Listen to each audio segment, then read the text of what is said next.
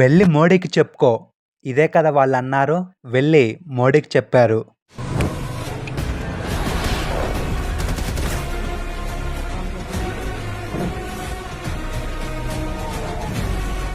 Operation Sindoor పహల్గామ్‌లో జరిగిన ఉగ్రవాద దాడిలో కేవలం మగవాళ్ళని చంపి మన భారతదేశ స్త్రీ యొక్క సింధూరం దూరం చేసినందుకు అందుకే ఈ ఆపరేషన్ యుద్ధం మొదలైంది. మన ఇండియన్ ఆర్మీ ఎప్పటినుంచో వెయిట్ చేస్తున్న మూమెంట్ వచ్చింది. నిన్న నైట్ ఆల్రెడీ మన ఇండియన్ ఆర్మీ యుద్ధం స్టార్ట్ చేసింది. పాకిస్తాన్ అండ్ కాశ్మీర్ సరిహద్దులో ఉన్న 9 ఉగ్రవాదుల స్థావరాల మీద అటాక్ చేసింది.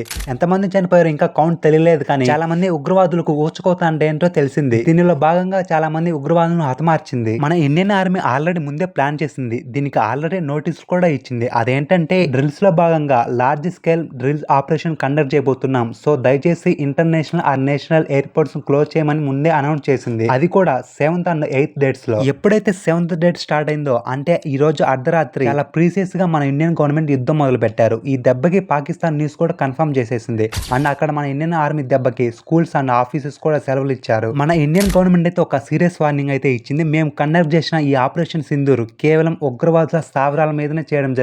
పాకిస్తాన్ ఆర్మీ మీద లేదా పాకిస్తాన్ సివిలియన్స్ మీద కండక్ట్ చేయలేదు అని. సింపుల్ గా చెప్పాలంటే ఇది జస్ట్ ఒక శాంపిల్స్ మాత్రమే. ఇంకా ఇటువంటి అగత్యాలకు పాల్పడితే ఇంకా ముందుంది ముసల పండగ అని. ఇంతటితో ఆపకుండా కుదురుగా ఉండకపోతే మొత్తం చెక్కేస్తామని మన ఇండియన్ గవర్నమెంట్ ఒక వార్నింగ్ కూడా అయితే ఇచ్చింది. చాణక్యుడు ఏమన్నాడంటే శత్రువును ఓడించాలంటే శత్రువును మొదటగా ఆర్థికంగా బలహీనపరచాలి అన్నాడు. అదే స్ట్రాటజీని ఇప్పుడు మన ఇండియా చేస్తుంది. మాక్ డ్రిల్, దీన్ని అందరూ సహకరించాలి. ఆల్రెడీ మన ఇండియన్ గవర్నమెంట్ అఫీషియల్ గా 255 డిస్ట్రిక్ట్స్ ని నోటిఫై చేసింది. మాక్ డ్రిల్ అంటే ఒకవేళ రేపు యుద్ధం వస్తే ఎలా సేఫ్ జోన్స్ కి వెళ్ళాలి, ఒకవేళ మిసైల్ తో దాడి చేస్తే ఎలా ప్రజలను రక్షించాలి, ఒకవేళ బిల్డింగ్స్ కాలిపోతే ఫైర్ ఇంజిన్స్ రెడీగా ఉన్నాయా లేదా, వాటర్ స్టోరేజ్ సఫిషియెంట్ గా ఉందా లేదా, రేడియో కమ్యూనికేషన్ సరిగ్గా ఉన్నాయా అండ్ మెడికల్ సదుపాయాలు సరిగ్గా ఉన్నాయా లేదా అని చెక్ చేస్తారు. ఒకవేళ యుద్ధం జరిగితే కేవలం నార్త్ మాత్రమే కాదు, మన సౌత్ ముఖ్యంగా తెలుగు స్టేట్స్ కూడా డేంజర్ లో ఉంటాయి. ఎందుకంటే ఎయిర్ రైడ్స్ ఎప్పుడు ఎటు నుండి జరుగుతాయో మనకు ఎగ్జాక్ట్ గా తెలియదు. ఎస్, మన దగ్గర అడ్వాన్స్ రేడార్ సిస్టమ్ ఉంది. ఒకవేళ పాకిస్తాన్ జెట్స్ యుద్ధానికి వస్తే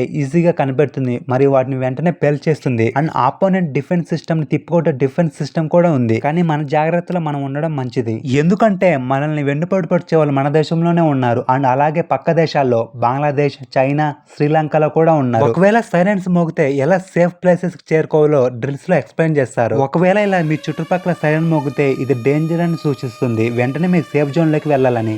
డక్ కవర్ అండ్ హోల్డ్, ఏదైనా ఒక టేబుల్ కింద ఏదైనా ఒక చోట కూర్చోవాలి అండ్ మీ తలని కవర్ చేసుకోవాలి. దేని కింద అయితే కూర్చున్నారో దాన్ని పట్టుకొని మీ తలని హోల్డ్ చేసుకోవాలి. ఇన్ కేస్ మీరు ఓపెన్ ప్లేస్ లో ఉంటే నేల మీద పడుకోండి లేదా దగ్గరలో ఉన్న క్లోజ్డ్ ఏరియాకి వెళ్ళండి. ఇలా చేయడం వల్ల మనకు అయ్యే డేంజర్ చాలా తగ్గుతుంది.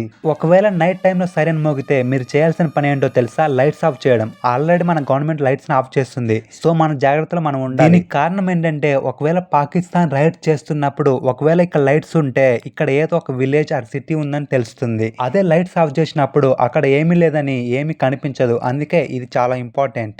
ఈ డ్రిల్స్ చేయడానికి ముఖ్య కారణం ఏంటంటే ఇండియా పాకిస్తాన్ మధ్య ఒకవేళ యుద్ధం జరిగితే అది సైనికులతో చేసేది కాదు, మెయిన్లీ మిసైల్స్ అండ్ డ్రోన్స్ ద్వారానే దాడులు అనేవి జరుగుతాయి.